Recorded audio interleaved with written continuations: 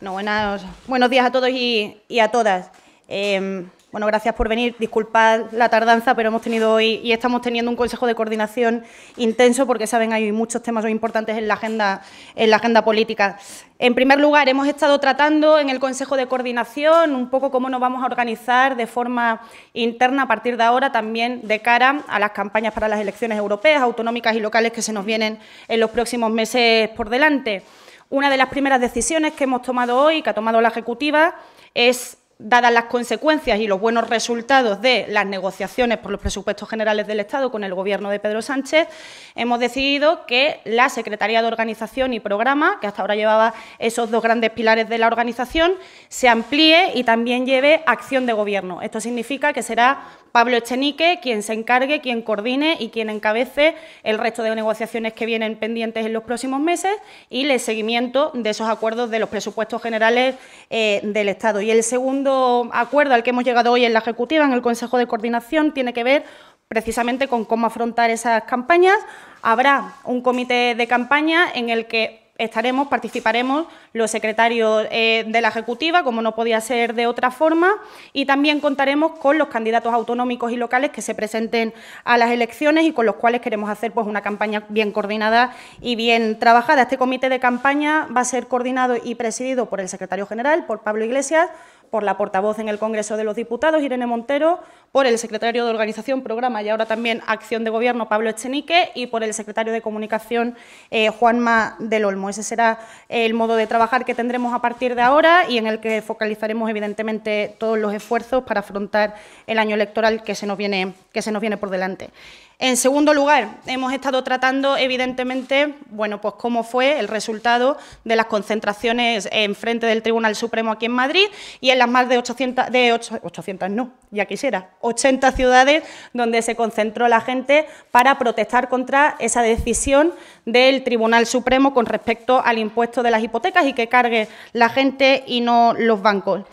En primer lugar, queríamos recordar de nuevo lo que ha pasado, porque nos parece fundamental seguir hablando del tema, porque se está debatiendo todavía sobre eso y sobre esas concentraciones. Nos parece fundamental recordar lo que pasó, recordar que el Tribunal Supremo tomó una decisión, que hubo una tarde de silencio en la que no sabemos muy bien qué pasó, que al día siguiente los bancos empezaron a caer en bolsa, se empezaron a caer estrepitosamente y, por obra del Espíritu Santo, se decidió echarse para atrás y seguir debatiéndolo en el Tribunal Supremo. El resultado lo sabéis todos, de nuevo gana la banca, de nuevo van a ser los banqueros los que salgan beneficiados de una sentencia, de una justicia que debería operar a favor de la gente y que, sin embargo, está operando a favor, como siempre, de los poderosos. Nuestra línea de trabajo la conocen, vamos a seguir protestando en las calles como no podía ser de otra forma, porque nuestro derecho a la libertad de expresión, nuestro derecho a la reunión y a la concentración es bien legítimo, eso por un lado. Y segundo, vamos a seguir iniciando todo tipo de acciones parlamentarias desde el Congreso de los Diputados, desde las instituciones de las que formamos parte, para que sean los bancos quienes carguen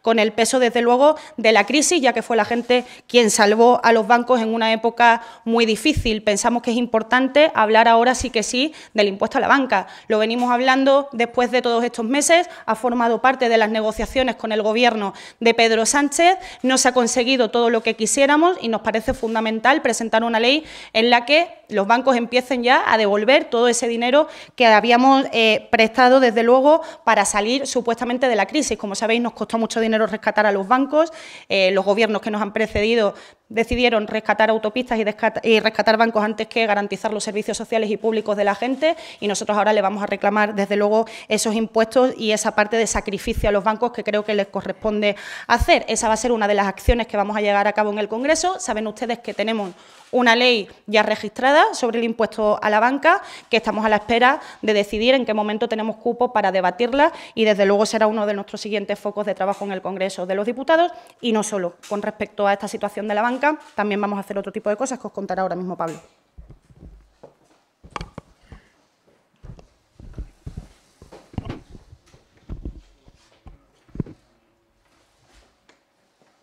Vale, muchas gracias, Noelia, muchas gracias a todos y a todas por venir. Efectivamente, además de los planteamientos que ha comentado Noelia Vera, pensamos que es muy importante hablar de banca pública en nuestro país. Asistimos sorprendidos a un debate en el cual supuestos economistas liberales, es decir, supuestos economistas defensores del libre mercado, nos dicen que cualquier subida de impuestos a la banca se va a trasladar automáticamente a un encarecimiento de los productos de la banca, que va a acabar pagando el cliente cualquier subida de impuestos que se le haga a la banca, como si esto fuera una ley de la naturaleza. Sorprende que sean los economistas supuestamente liberales los que planteen esto como una ley de la naturaleza, porque trasladar la subida de impuestos al precio de los productos solamente se puede hacer cuando hay un oligopolio privado funcionando en régimen de cártel, es decir, pactando ilegalmente subidas unánimes de los precios de los productos, algo que va en contra del libre mercado que deberían defender los economistas liberales. Cuando hay un oligopolio privado que actúa en régimen de cártel, que actúa en régimen de colusión de intereses, que pacta ilegalmente subidas unánimes de los precios, en primer lugar deberían actuar los organismos reguladores. La Comisión Nacional de los Mercados y la Competencia debería actuar porque debería defender la competencia y el libre mercado, ya que no parece que los economistas liberales en las tertulias tengan ganas de defender la libre competencia. Y otra cosa que rompería el oligopolio y que rompería el funcionamiento en modo cártel del oligopolio privado es que Bankia, que es un banco que nos hemos comprado los españoles, que nos ha costado 22.000 millones de euros comprarnos Bankia y del cual el Estado tiene una participación de más del 60%, funcione de verdad como una banca pública. ¿Qué significa funcionar como una banca pública? Que funcione al servicio del bien general, que funcione en beneficio del país, que funcione en beneficio de las pymes, que funcione en beneficio de las familias y no que funcione en beneficio de la especulación financiera y de los buitres financieros. Parece que el actual presidente, el señor Goyri-González, no está de acuerdo en que Bankia, a pesar de ser propiedad de todos los españoles, funcione como una banca pública. Pues si el actual presidente de Bankia, que es un banco público ya, porque nos lo hemos comprado pagando 22.000 millones de euros de los impuestos de todos los españoles, como digo, si el señor Goyri-González no está de acuerdo en que Bankia pueda servir para romper el oligopolio y el régimen de cártel que parece que opera en la banca privada, pues habría que sustituir al presidente de Bankia y poner un presidente que entienda que cuando los españoles se han comprado un banco, lo lógico es que ese banco funcione en beneficio de los españoles y no en beneficio de los buitres financieros. En este sentido, también vamos a seguir llevando iniciativas al Congreso de los Diputados. Ya hemos presentado una PNL en este sentido, pero vamos a seguir trabajando y, curiosamente, se va a dar la circunstancia de que va a ser Podemos y Unidos Podemos el único espacio político que, en este caso, en el ámbito de la banca, va a estar defendiendo la libre competencia y el libre mercado. Y sin más, pasamos al turno de preguntas.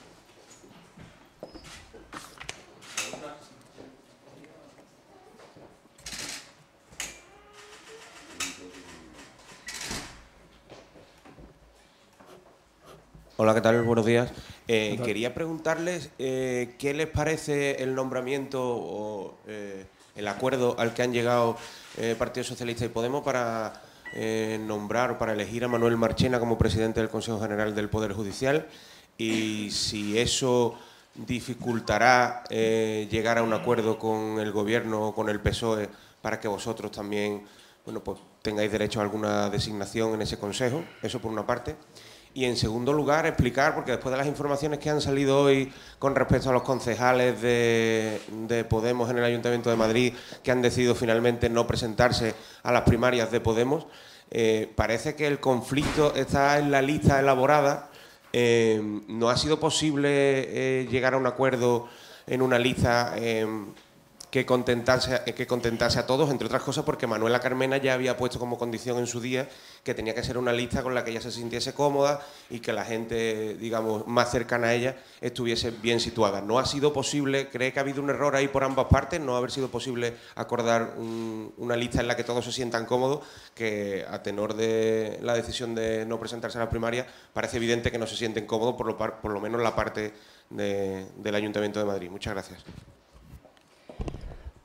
Muchas gracias por la pregunta. Con respecto a la primera, Voy a intentar ser muy clara en este asunto. Si en el 2018, a estas alturas, en noviembre, día 12 de noviembre de 2018, no se ha entendido que el 8M nos marcó que tiene que ser una mujer la que dirija, la que coordine un órgano tan importante de decisión como es el Consejo General del Poder Judicial, es que no se ha enterado de lo que está pasando en este país. Nuestras exigencias, la única exigencia que nosotros le hemos hecho al Gobierno de Pedro Sánchez con respecto a este tema es que el Consejo General del Poder Judicial sea un consejo, desde luego, feminista, que es lo que estamos trabajando durante todo este tiempo, ¿no? Vemos a Pedro Sánchez hablar del Consejo de Ministras y de hablar de la paridad y de la necesidad de defender la paridad. Sin embargo, cuando hablamos de órganos de decisión tan importantes, en los que además hemos pasado un año en el que las decisiones, las sentencias judiciales han machacado profundamente a las mujeres y en las que hemos dicho por activa y por pasiva una y otra vez que necesitábamos que hubiese ojos de mujer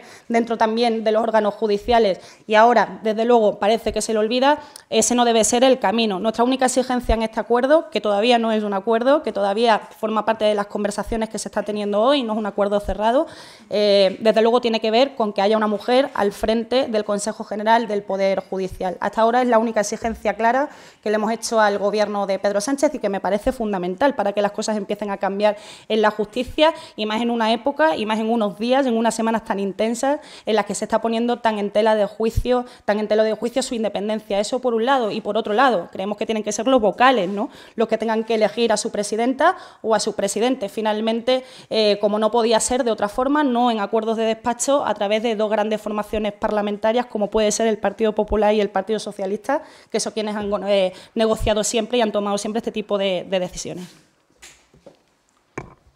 Y respecto del Ayuntamiento de Madrid, creo que cuando hemos visto en estos días que el Partido Socialista ha elegido a la mayor parte de sus candidatos y candidatas autonómicos sin primarias, creo que es importante volver a reivindicar la democracia interna en las formaciones políticas. Podemos surgió en un momento en el que nadie hacía primarias, nadie quería hacer primarias. Nosotros defendimos desde el principio la democracia interna y al final ha acabado haciendo primarias pues hasta el Partido Popular, aunque ahora mismo no presida el Partido Popular la persona que ganó aquellas primarias y la presida, bueno, pues Pablo Casado, por haber sido apoyado por María Dolores de Cospedal. Las primarias no son algo que tenga como objetivo que la gente se sienta cómoda.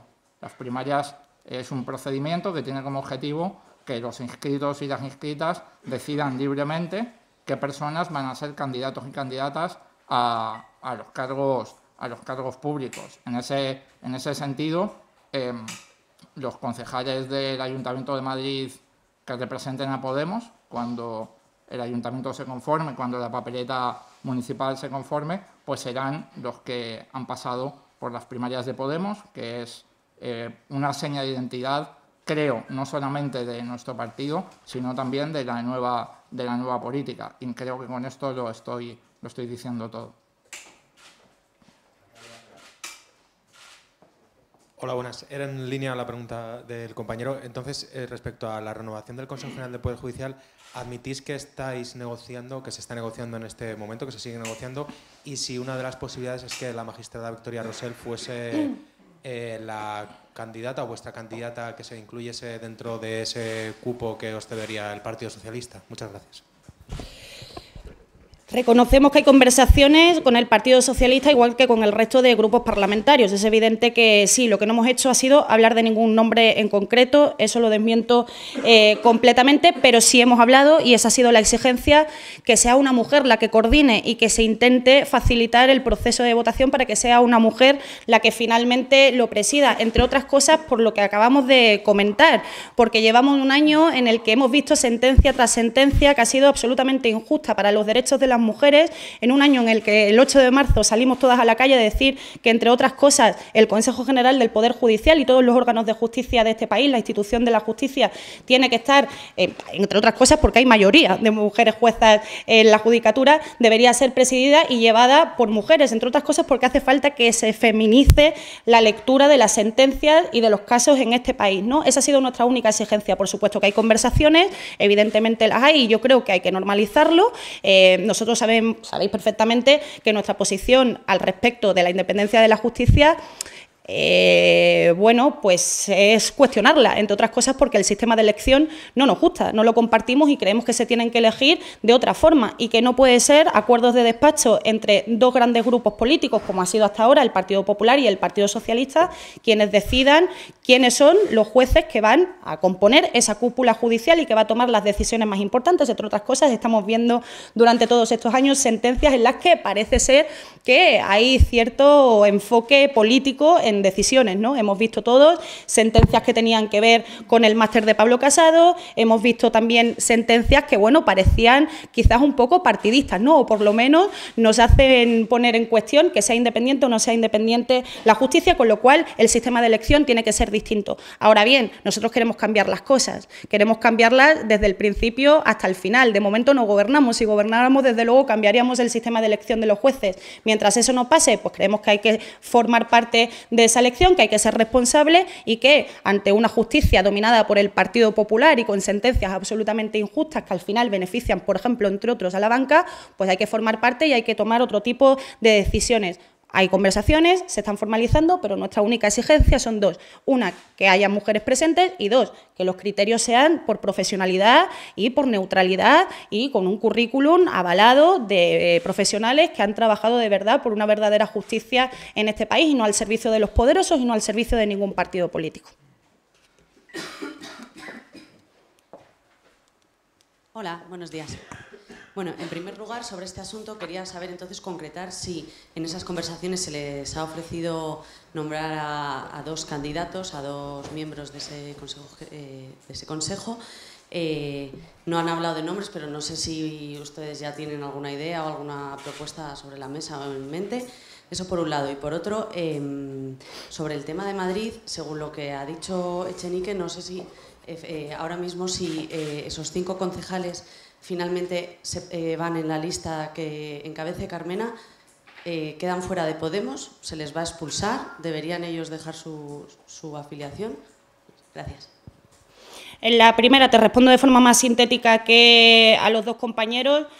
Como te decía, nombres no se han negociado, no se han puesto encima de la mesa y cupo tampoco, entendiendo que el Partido Socialista y el Gobierno tendrán que negociar también con el resto de fuerzas parlamentarias, ¿no? Yo creo que eso todavía está abierto y también funcionará, y yo creo que es una pregunta que se le debería hacer más bien a Pedro Sánchez y a su Gobierno para ver, bueno, en qué términos está también hablando con otros grupos políticos. Y lo que le decía, no hemos hablado de nombres, no hemos hablado de números, hemos hablado de la necesidad de feminizar, el Consejo General del Poder Judicial, que es lo que en este momento nos parece fundamental, y de asegurarnos de que cualquier persona que forme parte de un consejo de tales características y con tal importancia sea gente que tiene un currículum que le avala y con una trayectoria que evidentemente hace que podamos hablar de profesionales de la justicia de verdad, ¿no? Y de forma independiente, por supuesto.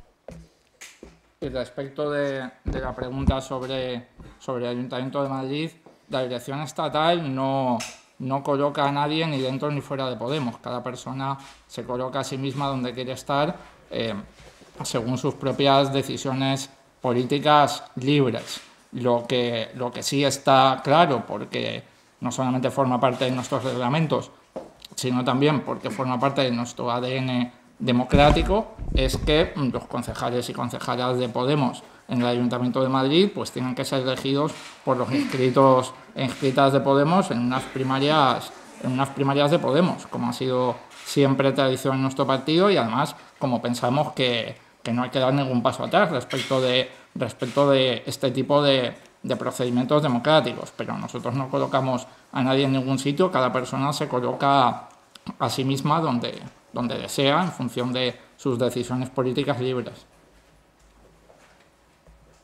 Buenos días. Sí. Yo quería hacer un par de preguntas sobre precisamente el tema del Ayuntamiento de Madrid. En fin, bueno, acabas de decir que cada persona se coloca dentro o fuera de Podemos en función de sus decisiones, pero si se considerara que estas personas, estos concejales, están fuera de Podemos perdón, por no querer someterse a primarias, ¿quién tomaría esa decisión de determinar que están fuera de Podemos oficialmente? ¿Sería la Ejecutiva? ¿Sería el Secretario General? ¿Sería la Comisión de Garantías Democráticas? ¿Qué órgano sería? Eso en primer lugar. Y en segundo lugar, En fin, como entiendo que el proceso de primarias tiene que tener unos plazos y que tampoco se querrá alargar esta polémica más de lo necesario, me gustaría preguntarles también si hay algún plazo para tomar una decisión con respecto a estos 5 concejales, si no hubiera algún cambio en su decisión y finalmente, bueno, pues sí que decidieran participar. Como digo, esto no va de reglamentos, no va de este tipo de cosas. Esto va de democracia interna y, por lo tanto, no hemos hablado en la Ejecutiva de reglamentos ni de nada parecido. Es evidente que para ser candidato de Podemos tienes que presentarte a las primarias de Podemos y, efectivamente, el plazo acababa ayer a medianoche y ya, bueno, pues las listas están inscritas. ¿Puede haber subsanaciones de última hora? Sí, supongo que sí, pero eso habrá que preguntárselo a la gente que quiera o no quiera subsanar. El plazo acabó, como digo, ayer a última hora y estos compañeros y compañeras pues decidieron no participar de las primarias de Podemos y, por lo tanto, los concejales y concejalas de Podemos en el Ayuntamiento de Madrid pues serán otras personas, las personas que ganen las primarias de Podemos en la ciudad de Madrid, que se empezará a votar pues dentro de unos días. No recuerdo el calendario exacto, pero vamos, en breve. Hola, buenos días. Quería preguntarles acerca del asunto de banca pública que ha estado comentando. ¿De qué manera o qué acciones van a tomar después de esa PNL, sobre todo con el asunto de la nacionalización de Bankia, cuando hemos visto a Nadia Calviño que no quería ni escuchar hablar de esto en el mes de octubre? Y, por otra parte, preguntarles también, ayer 30 colectivos salieron a protestar a la calle contra el racismo institucional. ¿De qué manera les van a plantear de nuevo al Gobierno lo del asunto del cierre del CIE de Aluche, bueno, y de todos los CIEs aquí en España? Y ya por último, al hilo de esto, ayer salió una encuesta en el País que hablaba que una cuarta parte de los españoles culpaba a los inmigrantes de la crisis económica, pero es cierto que más del 90% de encuestados también hablaba de una regulación al sector financiero y las empresas. Y la última pregunta es eso, ¿de qué manera se plantean los presupuestos esa regulación a las empresas y al sector financiero? Nada más, gracias. Vale, pues en respecto de la banca pública, nosotros vamos a seguir llevando iniciativas al Congreso de los Diputados. Tenemos que decidir si tendrán formato de moción, si tendrán formato de propuesta de ley, pero vamos a seguir llevando iniciativas al Congreso de los Diputados como ya hemos llevado. Y aquí sí que quiero ser claro, no hace falta plantear una nacionalización de Bankia, porque Bankia ya es del Estado. Nos hemos comprado los españoles a Bankia. Bankia es de los españoles.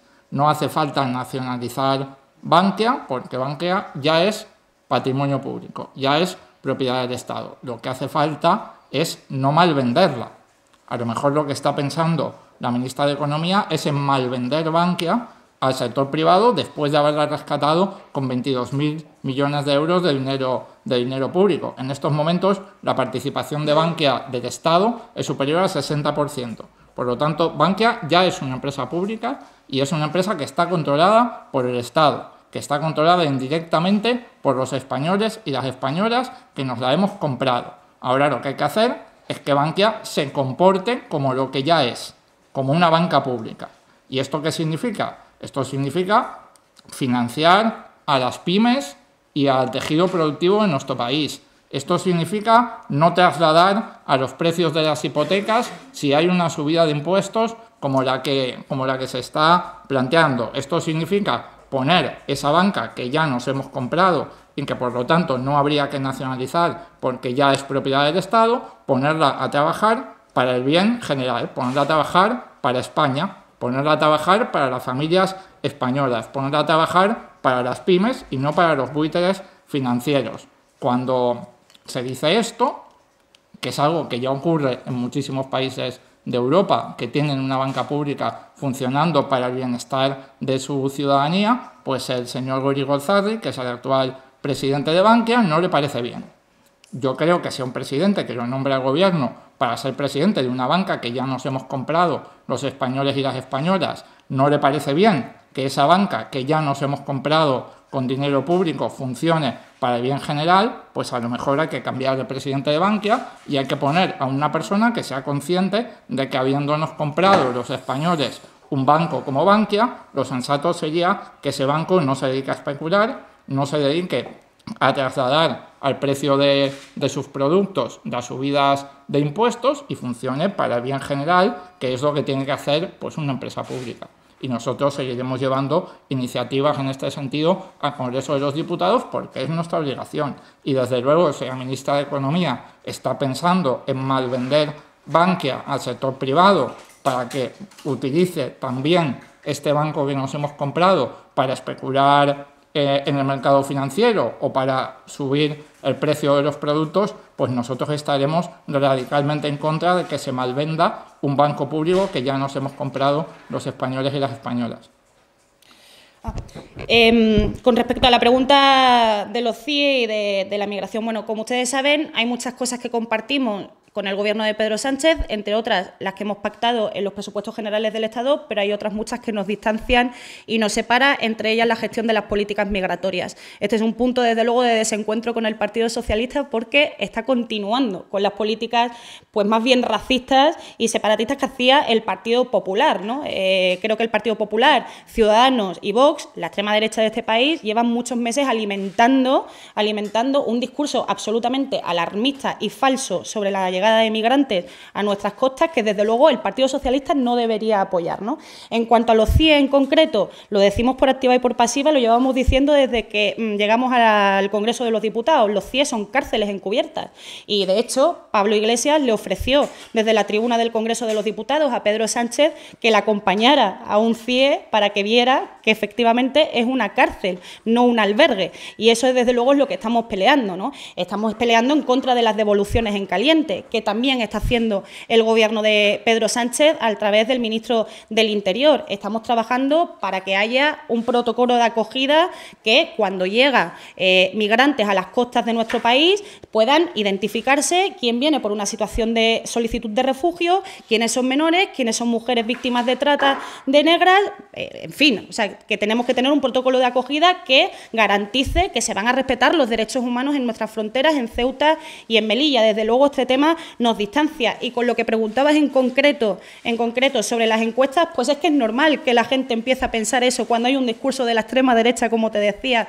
que no para de fomentar que aquí los inmigrantes son los que vienen a quitarnos el pan a los españoles. Eso es no solamente racista, es xenófobo, es irrespetuoso con los derechos humanos y además es falso absolutamente. El problema de la crisis son las políticas austericidas que ha hecho el Partido Socialista al principio y el Partido Popular después, que la ha consolidado con el apoyo de Ciudadanos. Que nos tengamos que ir los jóvenes a buscarnos la vida afuera, de ese tema no hablan tanto, ¿no? Que los pensionistas no hayan llegado a fin de mes y sigan sin llegar a fin de mes durante tanto tiempo porque están soportando su vida y además soportando la de sus hijos y la de sus nietos, tampoco lo dicen. Que nos hayamos quedado sin educación y sin sanidad pública y de calidad como teníamos hasta el momento, también es culpa de los migrantes. En fin, yo creo que con ese discurso de la extrema derecha xenófobo y absolutamente fascista hay que ir acabando, y se acabaría un poco si fuera un poquito más, por ejemplo, a las costas de Cádiz, de donde yo soy, y viera cómo es la llegada de migrantes y viera qué tipo de personas vienen y que no vienen, desde luego, a quitarnos ningún trabajo, sino que vienen a buscarse la vida con todo el derecho humano del mundo que tiene y que además está avalado por el Tribunal de Derechos Humanos de Europa y por todos los organismos internacionales.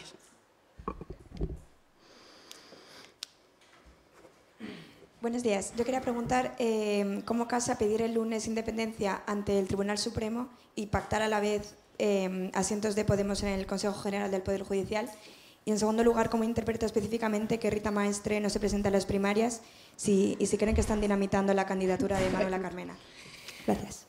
Vale, con respecto a la primera pregunta, pues muy claramente la sentencia, el comportamiento del Tribunal Supremo con respecto a la sentencia del impuesto de las hipotecas ha sido absolutamente partidista, entre otras cosas porque el comportamiento ha demostrado que han tomado una decisión que ha habido cosas en medio, como decías antes, llegadas por el Espíritu Santo o bien por alguna llamada de algún banquero, no se sabe, no lo sabremos porque desde luego no nos lo van a contar, que hizo que se echaran para atrás y que de nuevo fuera la banca quien ganase y no fuese la gente la que ganase. Hemos estado, como ha dicho Pablo Echenique, durante mucho tiempo sosteniendo con nuestro dinero de todos los ciudadanos y de todas las ciudadanas la crisis en este país y hemos rescatado a los bancos con el dinero de nuestros padres, de nuestras madres y con el nuestro propio. Se estaba empezando a hacer un poquito de justicia, no se había hecho la gran justicia. La gran justicia vendrá cuando haya un impuesto a la banca, cuando haya una banca pública desde luego saneada y que esté al servicio de la gente y no de la banca privada. Cuando todas esas cosas pasen empezará a haber justicia de verdad. Con esto había un poquitito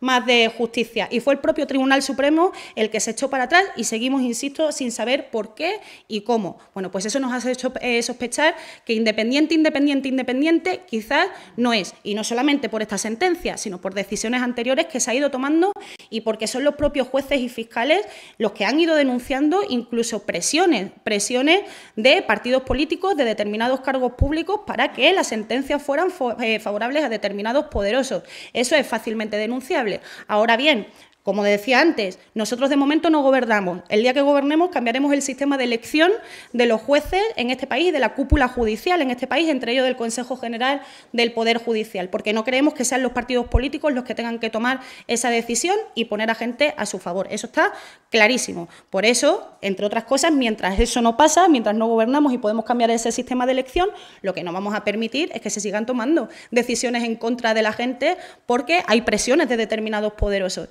Nosotros estamos actuando con responsabilidad y mientras estemos aquí y hayamos venido a cambiar las cosas, formaremos parte de cualquier institución, de la justicia, de Radio Televisión Española, de todas las instituciones públicas para intentar que sean más justas, sean más plurales y sean más profesionales. Como le decía, son dos exigencias las que hemos hecho a Pedro Sánchez. Ni siquiera nombres, ni siquiera un número. Le hemos hecho dos. Uno, que sea feminista y dos, que sean profesionales los que formen parte de ese consejo para evitar, desde luego, que la justicia sea siendo cuestionada por su falta de independencia.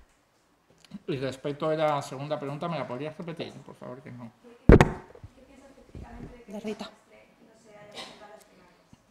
Bueno, yo creo que eso hay que preguntárselo a ella. Sus razones tendrá. Yo no las conozco.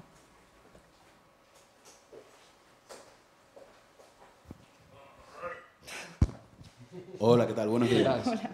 Después de llegar por fin al micro. Yo tenía un par de preguntas respecto a lo que han comentado de banca. Primero, ha comentado que van a llevar una serie de medidas al Congreso de los Diputados, entre las cuales se va a mantener, porque ya está allí, pero se va a mantener el impuesto a la banca. Pero me gustaría conocer cuáles son esas otras medidas que van a proponer o qué estrategia.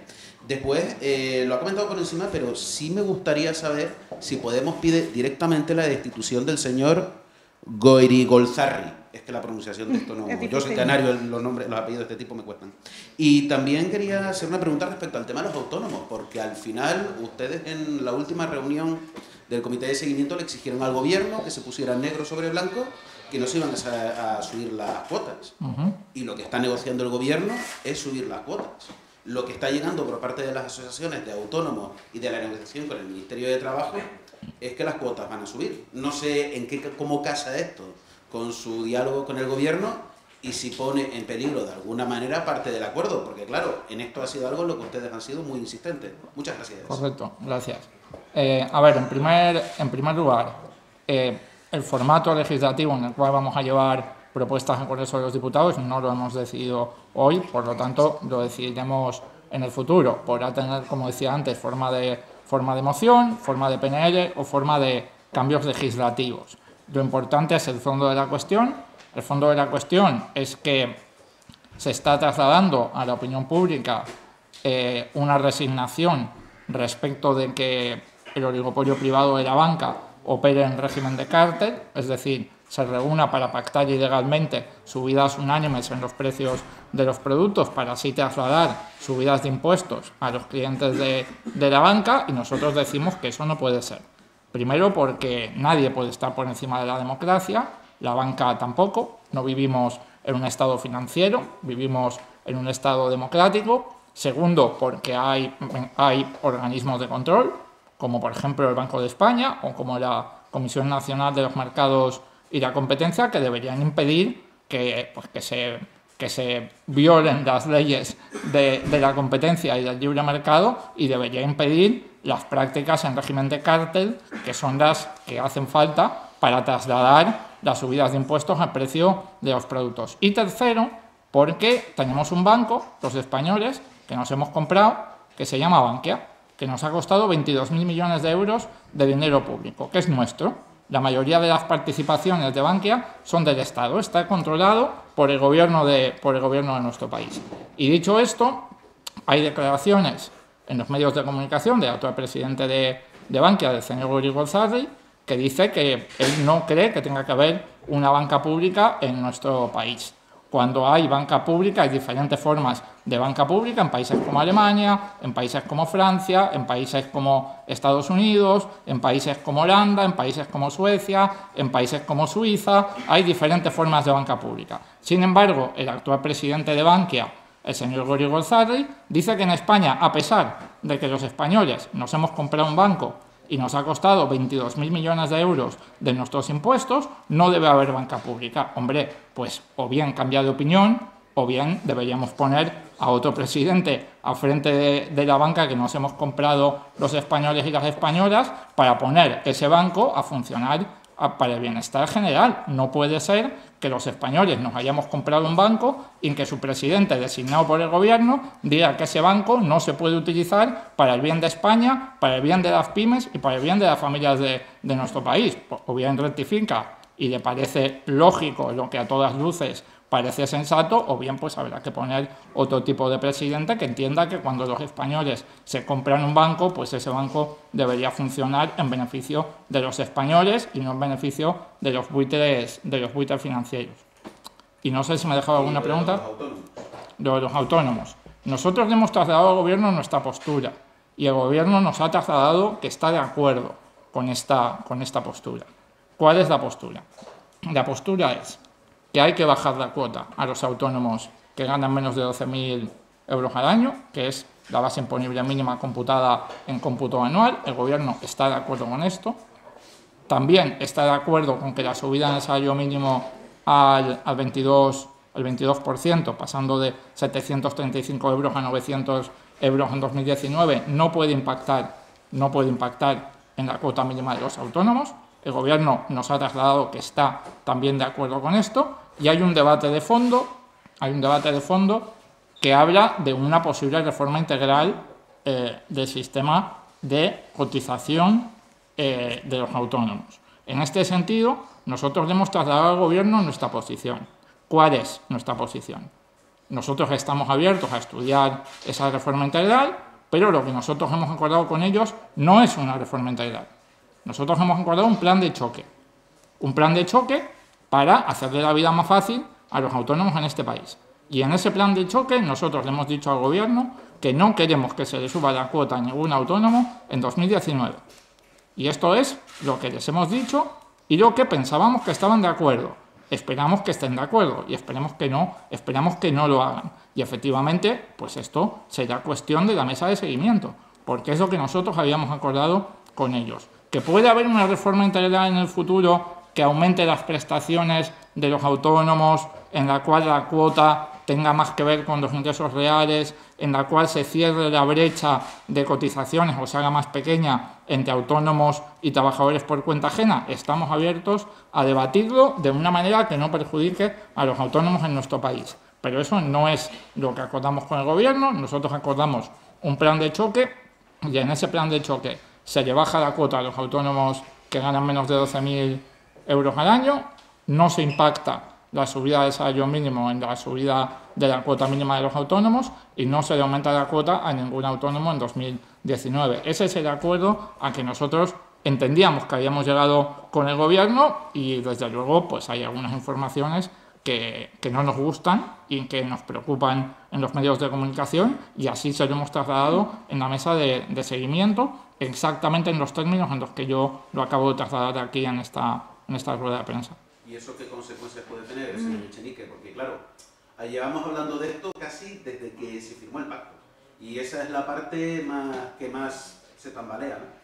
La parte de que no se subirán la cuota autónoma. Como dijo Pablo Iglesias en la tribuna del Congreso de los Diputados, pacta sunt servanda, los pactos se tienen que cumplir y entendemos que este punto, como todos los demás, pues se tiene que cumplir para que pueda haber acuerdo presupuestario. A ver si preguntamos una cada uno, porque es que tenéis 4 o 5 y participaréis todos, ¿os parece? Hola, ¿qué tal? Buenos días. ¿Qué tal? Buenas. Te voy a no hacer caso, voy a hacer 2, ¿vale? Con respecto a lo del CGPJ, nos lo habéis explicado un poco antes, pero yo quería que me comentarais, vosotros cuando gobernéis queréis cambiar el sistema de elección de los jueces. Bien, en eso precisamente era una de las pocas coincidencias que he visto en vuestro programa con el de Ciudadanos, y ellos en este caso han decidido no participar de esta negociación. Quería que me lo comentarais, porque ellos parece que se han puesto un poquito más radicales en esta postura, en cuanto que si no se hace como ellos consideran, pues no quieren participar, y vosotros en este caso sí. Quería que me lo comentarais un poco. Y luego quería preguntaros también por la encuesta que sacamos hoy en El Español sobre Andalucía. Parece que todo cambia, menos que quien gana va a ganar y que tendrá que elegir entre vosotros y Ciudadanos para gobernar. Ya en la otra ocasión eligió a Ciudadanos, pero tanto los Granja como vosotros habéis dicho que no pensáis apoyar un nuevo gobierno del PSOE, que son 40 años de régimen, una cosa, la otra, además. Bueno, no va a tener más opción Susana Díaz que elegir entre vosotros y Ciudadanos, muy probablemente, y vosotros tendréis que o desdeciros o lo que me digáis. Gracias. Vale, con respecto a la primera pregunta sobre Ciudadanos. Bueno, Ciudadanos llegó a este país irrumpiendo después de 10 años trabajando en el Parlamento de Cataluña diciendo que eran los guardianes de la regeneración democrática. Sin embargo, no paramos de verles sostener a gobiernos corruptos, tanto en el Estado como en el resto de parlamentos autonómicos y en determinados ayuntamientos, con lo cual tienen poquita credibilidad los de Rivera cuando hablan de todas estas cosas. Hicieron lo mismo, si os acordáis, con Radio Televisión Española, y hicieron todas esas performances de salirse del Pleno y no participar de todo ello. Bueno, bien, nosotros entendemos que, aunque nosotros llevemos en nuestro programa electoral y si gobernamos, nuestro compromiso es cambiar el sistema de elección del Consejo General del Poder Judicial, mientras tanto lo que hay es un Congreso plural, diverso y que tiene 4 grandes colores, además de otros bastantes colores más pequeñitos, ¿no? Pero que la representación es plural y es mucho más que la del Partido Popular y la del Partido Socialista. Por lo tanto, a nosotros nos parece una cuestión de responsabilidad participar de todos los órganos institucionales que haya en este país para que las cosas que estamos criticando que están pasando dejen de pasar y para que haya profesionales, que no pedimos Roma, pedimos que haya profesionales con un currículum que avale su trayectoria y que dejen de operar a favor de determinados grupos políticos, como estamos viendo en los últimos años con todo ese número de sentencias. Esa es nuestra posición. ¿Que Ciudadanos tome otra? Me parece que forma parte de la gran performance que en sí mismos son y que están haciendo con el resto de temas para hacer una campaña electoral eterna basada en la confrontación, en la lucha de ideas, en vez de en la proposición y en el formar parte, ellos que dicen que son tan conciliadores, de los órganos de decisión. Y nos parece un error, porque creemos que debería estar. El Congreso de los Diputados cuenta con Ciudadanos, tiene una amplia representación en él y creemos que debería estar, desde luego, y tomar parte de este tipo de decisiones, como no podría ser de otra forma.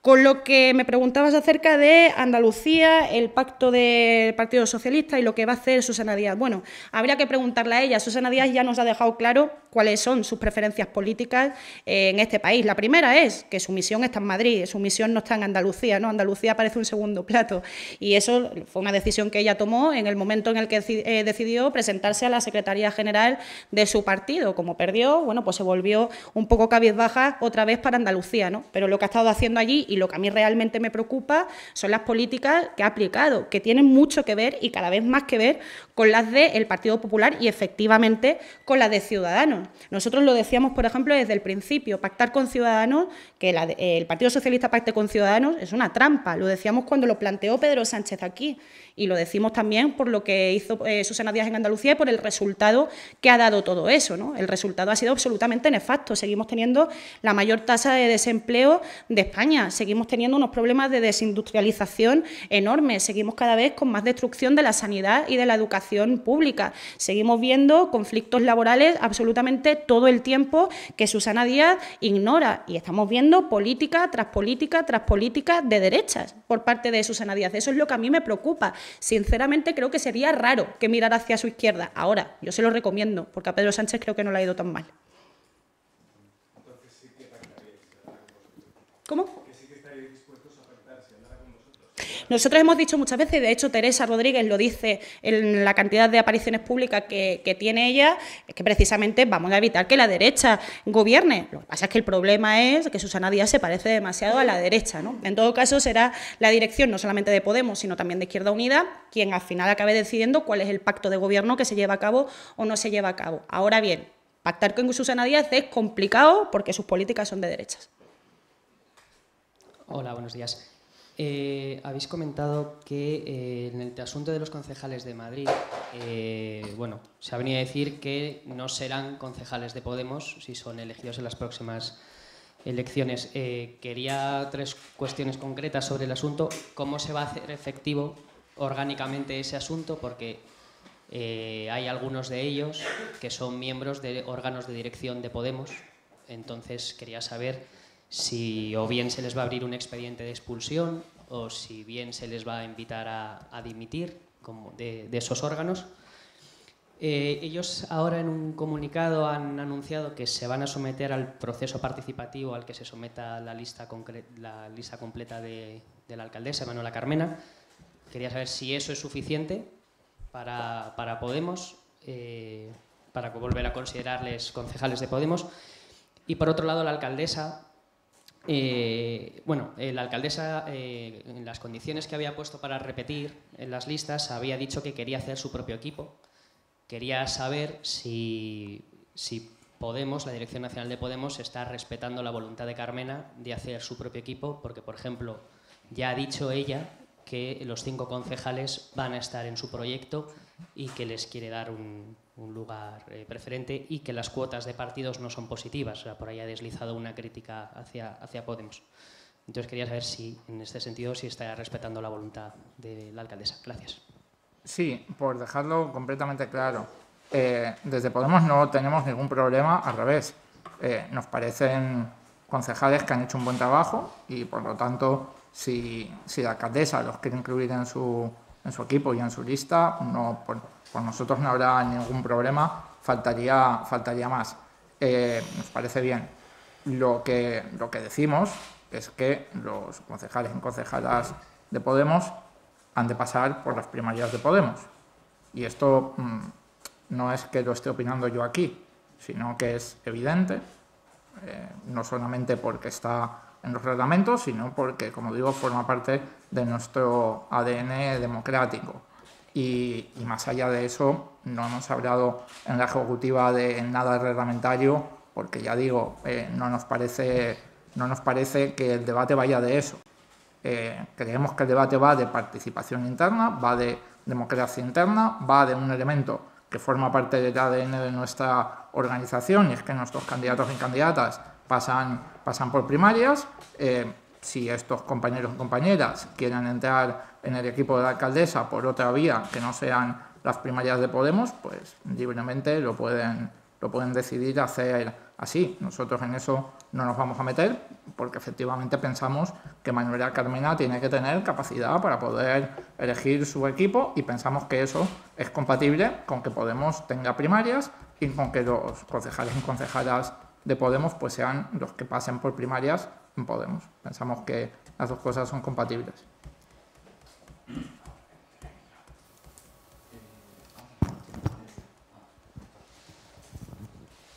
¿Qué tal? ¿Qué tal? Yo voy a ser más disciplinado, voy a hacer solo una. Si los concejales de Podemos en Madrid han hecho un buen trabajo, ¿por qué el concejal de Hacienda va al número 11 en la lista, con el riesgo de que quede fuera del futuro ayuntamiento y, por lo tanto, fuera del futuro equipo de Manuela Carmena? Gracias. Los detalles de la negociación los conocen las partes implicadas. Nosotros no tenemos aquí ni números ni nombres. Creo que este tipo de cosas pues hay que consultarlas con la Dirección Municipal de Podemos en Madrid y con concejales y concejalas que no han querido participar de las primarias. Yo desconozco los detalles de cómo era esa negociación o esa conformación de la lista. O sea, ¿se podría dar la circunstancia de que hubiese concejales de Podemos que han pasado por primarias y estos concejales siguieran perteneciendo a Podemos y también estuviesen en el equipo de la alcaldesa? Quiero decir, no se les retiraría el carné, seguirían perteneciendo a Podemos, aunque no hubiesen pasado por primarias y hubiesen los dos. Gracias. Nosotros tenemos una organización abierta. Nosotros no miramos el carné de la gente a la hora de estar inscritos o inscritas en el censo de Podemos. Podría haber personas que tuvieran carné de otra formación política, que se inscribieran libremente en Podemos y que decidieran participar. Nosotros ahí no entramos, somos una organización desde el inicio abierta. Dicho esto, los concejales de Podemos han de pasar por primarias de Podemos. Y aquellos concejales que no hayan pasado por primarias de Podemos, pues no son concejales de Podemos. Eso no quiere decir que sean mejores o peores concejales, pero los de Podemos pasan por primarias de Podemos. Hola, ayer Pablo Iglesias participó en un acto en Barcelona para defender y explicar el acuerdo de presupuestos. Le dijo a los nacionalistas y a los independentistas que no se encastillaran.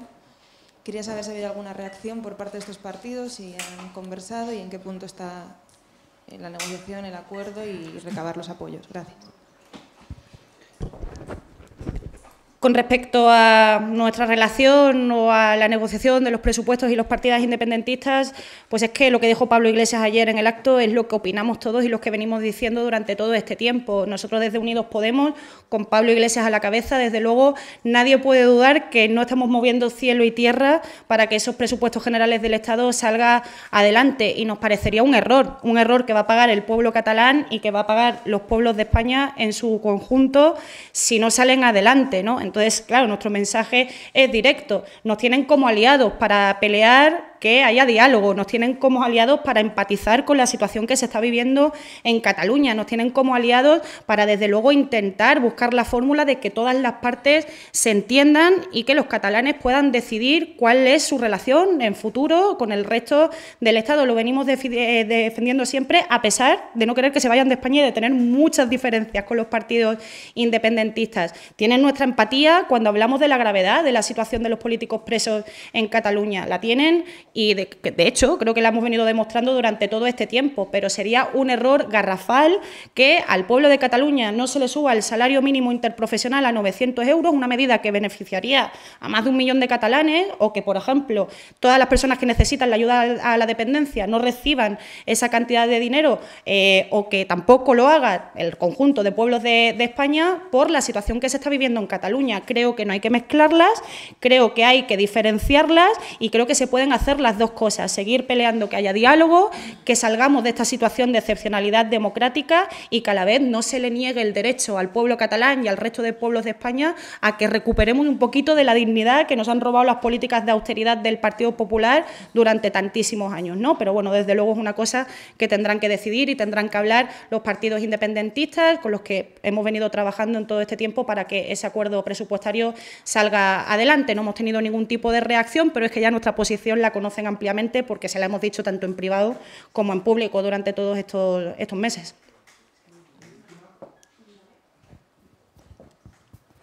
Hola, mira, es que a mí no me quedó una cosa clara. Si los que no se presentan a primarias no van a estar en las listas, ¿entonces significa que les vais a echar? O quiero que eso me quede claro porque no me ha quedado claro, perdona. Y luego, por otro lado, quería saber qué posibilidades tiene ahora Podemos de que Julio Rodríguez esté en la plataforma de Carmena después de todo esto. Sí, respecto de la primera pregunta, como digo, la Ejecutiva Estatal no tiene que hacer nada ni dejar de hacer nada. Cada uno se coloca donde quiere. Las personas que quieran ser concejales de Podemos en una candidatura de unidad municipal se presentan a las primarias de Podemos. Las personas que quieran ser concejales por otra vía y no quieran ser concejales de Podemos, pues buscan otras vías. Y en ese sentido, bueno, pues seguramente ahora Madrid, o como se llame la candidatura cuando se negocie esto, pues tendrá una manera de elegir a sus candidatos y candidatas. Y respecto de la segunda pregunta, nosotros confiamos que va a haber acuerdo entre todas las partes, no solamente con Podemos, entre Podemos y el equipo de Manuela Carmena, sino también con otras formaciones políticas, como por ejemplo con Izquierda Unida. Nosotros entendemos que en una época en la cual la extrema derecha está haciendo frente común para intoxicar de odio nuestro país, pues no podemos permitirnos las fuerzas democráticas, las fuerzas progresistas, ir separados a las elecciones. En ese sentido, confiamos en que va a haber un acuerdo en Madrid, como lo va a haber en otras ciudades del Estado, para que Manuela Carmena pueda seguir haciendo las políticas no solamente sociales, no solamente de buena gestión económica, sino también de fraternidad que requiere nuestro país en un momento en el que, bueno, pues el discurso de Trump, el discurso de Bolsonaro está penetrando en los partidos de la derecha en este país, está poniendo en riesgo la convivencia y el clima social en España. En ese sentido, confiamos en que va a haber acuerdo y no va a haber ningún problema. Ahora bien, las personas que no se presentan a las primarias de Podemos serán o no concejales por otra vía, pero desde luego no serán concejales de Podemos.